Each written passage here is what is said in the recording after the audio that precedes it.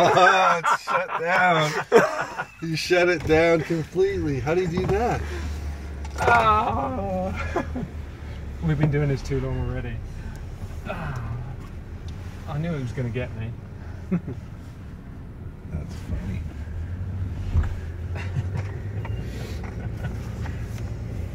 Okay, we'll call that even now. Otherwise this could get out of hand. So we're just going to go up to the drive area. So we're going to demo the all-wheel drive system, a little bit of the traction control, the VDC on the Outback.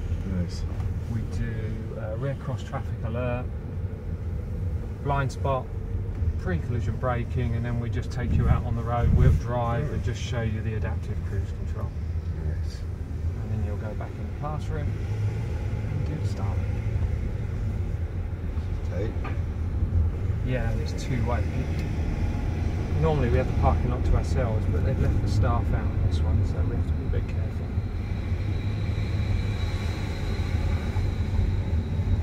Oh yeah.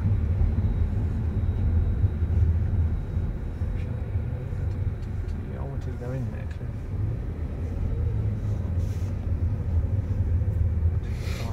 What do you guys call these little things here? These are our rollers. I'm going to go over them because Cliff's made me. I'm just going to reverse it back. They're just to demonstrate our all-wheel drive system. So what we do is we take away traction from the wheels. I'll show you which ones still work. I'm going to leave that there. We're going to jump out because Cliff's going to demonstrate this. It's the same. It's like a shifting in the middle. Deep in the drive. So we're going to okay, Jen. So what we have here, this is basically, we'll come around this way a bit. This is to demonstrate the all-wheel drive system of the Subaru. We're going to put it through a few tests and just talk about some of the other manufacturers, how they'll cope with this test. So as we know, we've got all-wheel drive to all wheels on a Subaru all the time. So whenever we take away traction from any of the wheels, there's at least one in this scenario that we're doing that still has traction. In this case, we're taking away the traction from the two driver's side wheels, which is a bit unusual. Those rollers are just like being on ice. They give you no traction at all. So when we're in this situation, we still have two-wheel drive. The two wheels on the passenger side still have traction. If you can imagine this was a front-wheel drive or a rear-wheel drive, they only have one-wheel traction. Even if it's a part-time all-wheel drive, for the start, it's only still going to have traction on one wheel because it takes the wheels to slip for it to give a message to the system to give you all-wheel drive. We've got all-wheel drive all of the time. Okay, Cliff, so you see these wheels hardly spin at all, and it's off. The powers, for just the traction from the two other wheels on the other side are enough to pull it off. It didn't even have to use the VDC to stop those wheels spinning because Cliff hasn't forward the rollers. We'll take away traction from the rear wheels. Obviously, if this is a rear-wheel drive car, you're not going anywhere, you're there for the day. If it's a part-time all-wheel drive, then you'll be fine. Most of them are front-wheel drive inherently, and they'll pull away from this situation. You'll notice here that the wheels on the Subaru, because we've got over 50% of the traction on the front already, they hardly won't even move off the back, it will just drive off. Okay, Cliff, look at that. No spin at all, hardly. Just drive straight off because we've already got that power up front. So let's try it with the front wheels. Let's take away traction from the front.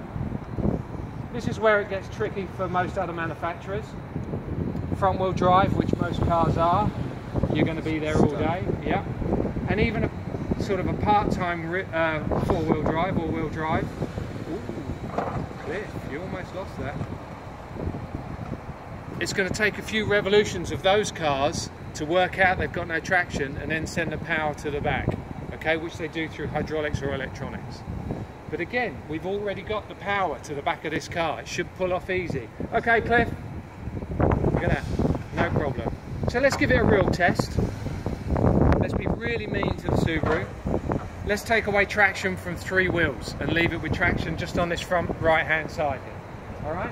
Now, I can assure you most cars won't cope with this situation. they'll be spinning. Even the part-time all-wheel drive, they'll be spinning and they're trying to work it out. It won't shift anywhere, okay? We've got power to that wheel. It'll work it out and it'll just give power to that wheel, but it still won't even have to use the VDC, okay? It just works it out, okay? Got a bit of slip, look at that. Straight off. One wheel traction. Came off. Just to give two wheel traction on this side. And trust me, they're like ice. They don't stick, they don't hold, they just roll. Alright?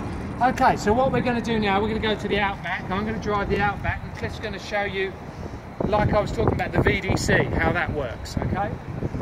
So if you stand over here, Cliff, I'm going to jump into this. I wanted a camera.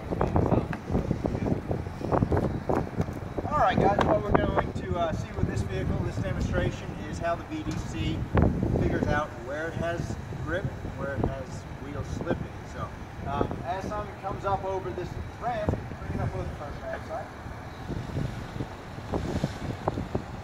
As he starts up on the second ramp, this lift rear wheel is going to start lifting up off the ground.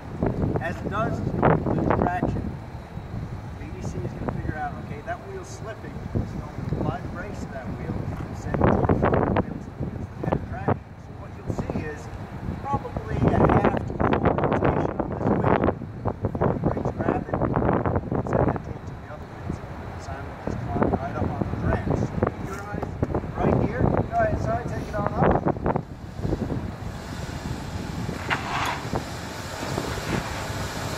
See it pulsing that brake there, sending that torque to the other wheels. So now we've got the vehicle a good, what, 6 inches there off the ground. Notice here, solid as a rock, exactly right. Check the door seams. They're all exactly the same as they were when that car was on the ground. Nice and even, as you would expect from a Subaru. I need 2 volunteers to come over here and open these 2 doors on this side. How was that? Did that feel any different than normal? No, exactly. So again, we talked about that survival cell, that structure. That's maintaining the torsional rigidity of the vehicle. It's not flexing. So some of our competitors, that's not the case. You get them up into this type of situation, this size of the saddle. So when you open that door, find I'm here. Maintaining that structure. Okay, so side, take it down. Last one, hold it down. 8.7 inches of ground clearance there. So you can take